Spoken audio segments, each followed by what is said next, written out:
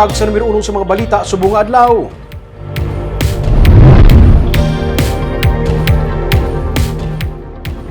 Governor Eugenio C. Lacson nagapanawagan sa paghugpong sang sugar stakeholders sa Negros Occidental.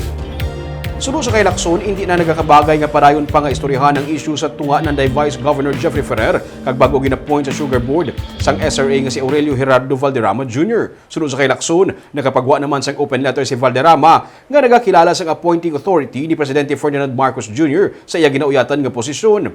Hindi manami nga hambalon nga mayara sang ginalantaw hindi paghilisugot sa mga grupo sunod sa kay Lacson. Tigaylo, dapat nga magugpong kag dapat nga mangin solid. Ini man mismo ang mensahe kag labing tinutuyo ni Presidente Marcos sunod sa iya ang mag-isa.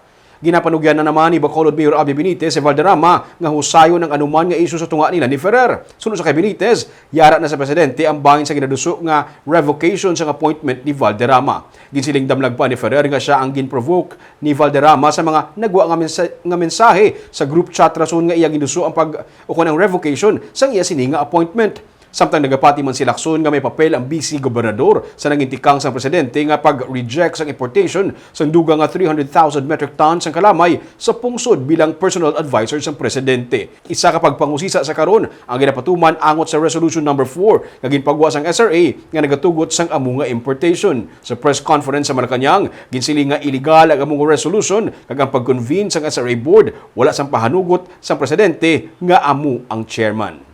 It's not good to say that there is now a brewing disagreement between groups here in Negros Occidental. After all, we should be united.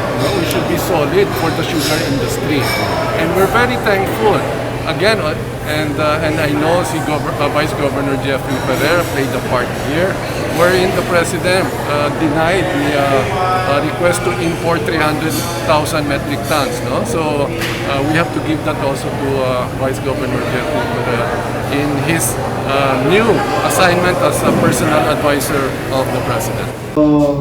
Nagtawag man si Mr. Valderrama and I said, please sort it out. No, can you talk to the Vice Governor and find out how we can move past this issue? We're all neglected here. Let us try to move forward and work for the common good.